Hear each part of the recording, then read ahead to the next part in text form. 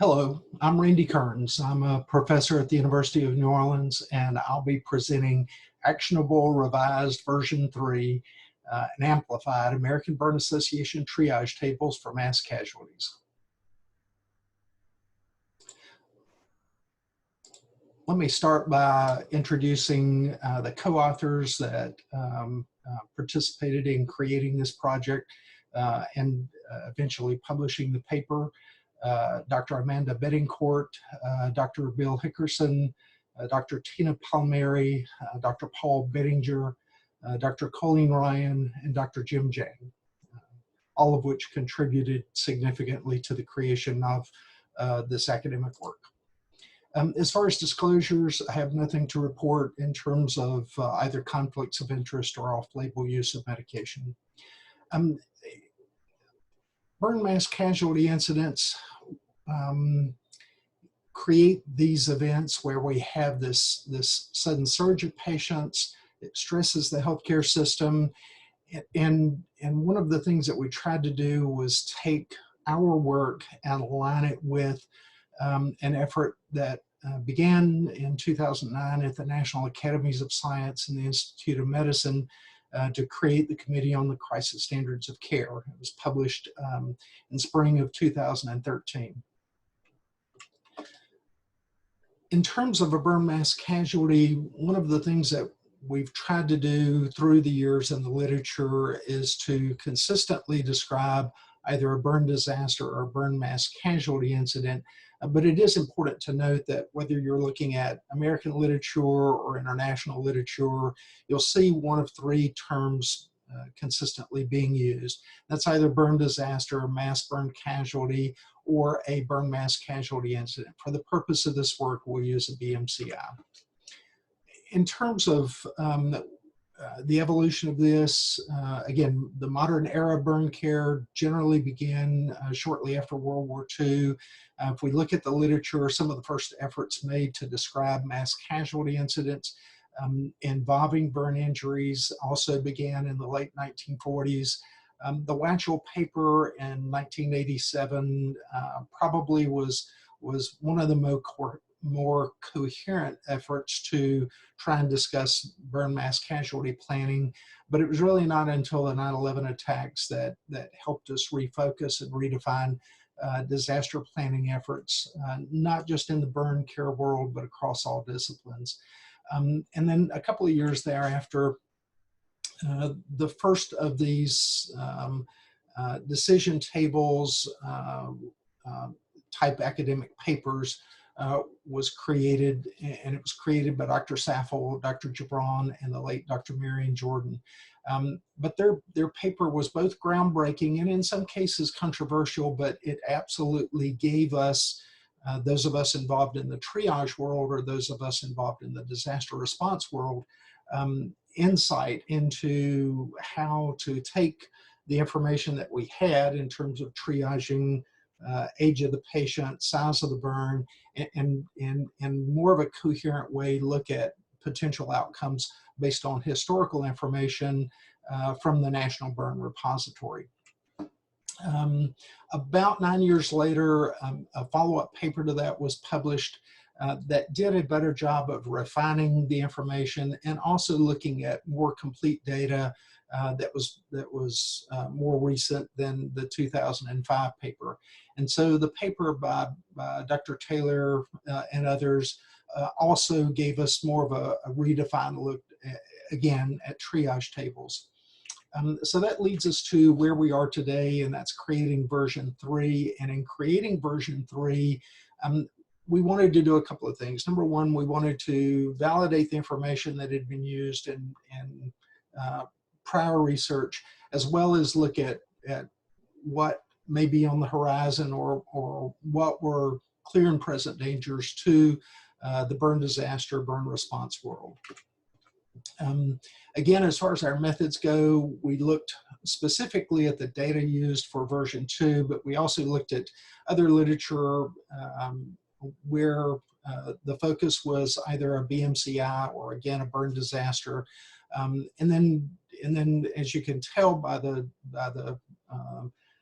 different disciplines that are represented in the authors that put this work together, we tried to come up with tables that represented the viewpoints of people beyond both the burn nurse, but also the burn surgeon, and then others involved in disaster, either from an emergency department standing or a research standing.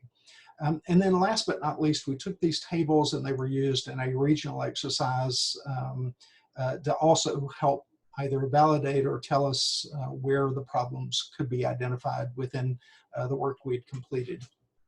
So our results, again, to create kind of three classifications of patients: those who we believe would be okay outside of a burn center during a disaster, those who would be best served by the limited burn resources available, and then those who may be considered expectant or would qualify certainly for secondary triage as additional resources became available.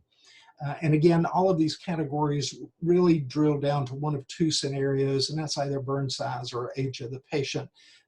And those two things, again, looking back on historically what we know from the box score, and certainly the importance of someone who can assess the total body surface area of the true accurate burn injury.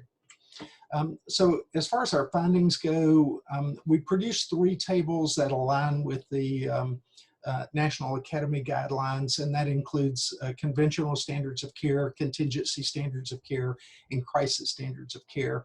And if we go back to the 2014 paper we wrote that focused on burn disaster planning, we basically felt like the American burn world, calling on all resources, we should be able to absorb up to approximately 2,000 patients over a period of about 120 hours. And the point of 120 hours is either absorption or redistribution, as long as transportation resources are intact and as long as infrastructure is intact.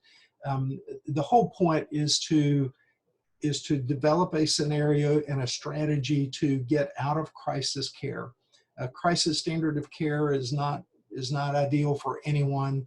And again, the aim was at the 120-hour mark, we would hope to be out of crisis standard of care. And again, that kind of gets to that point of up to 120 hours.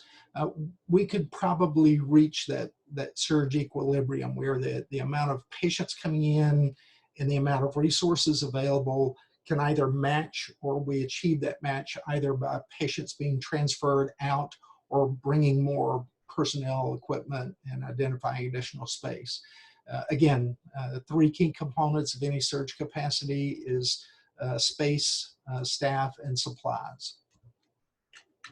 And then the third thing was, in the process of all of this, we identified a really fourth scenario that's well beyond anything that we can manage within the confines of our plan itself.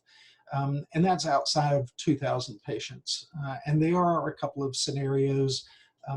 One that certainly has existed for a number of years, and that's the threat of a thermonuclear weapon being detonated.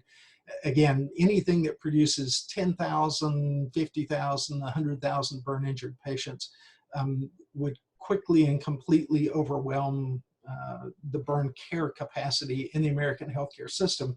And we need to recognize that. We also need to recognize how that pushes us into an austere environment for an extended period of time, and to rely maybe in part on our austere guidelines. But we identified this higher order, or this fourth echelon, as catastrophic care. Now let me take just a moment to look at the four tables that we created. Again, conventional surge, again, just a reminder, conventional care is nurses, physicians, the routine care that's normally provided even in a high intensity environment is conventional capacity and conventional surge capacity.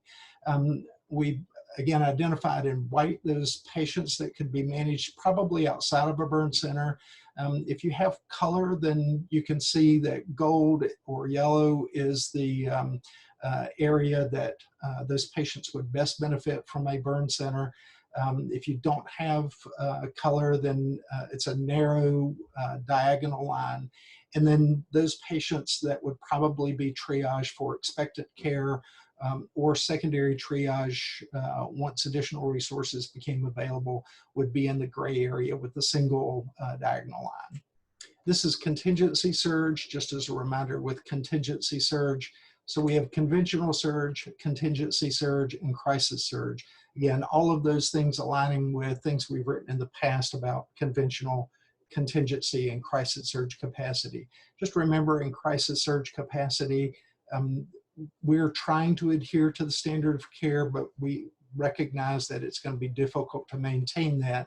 And certainly for every patient is not going to receive what's considered the traditional standard of care. And then move beyond that, we have identified a scenario that does move beyond that. We originally envisioned, again, that scenario that exists at least in the exercise world, and that's the detonation of a nuclear weapon.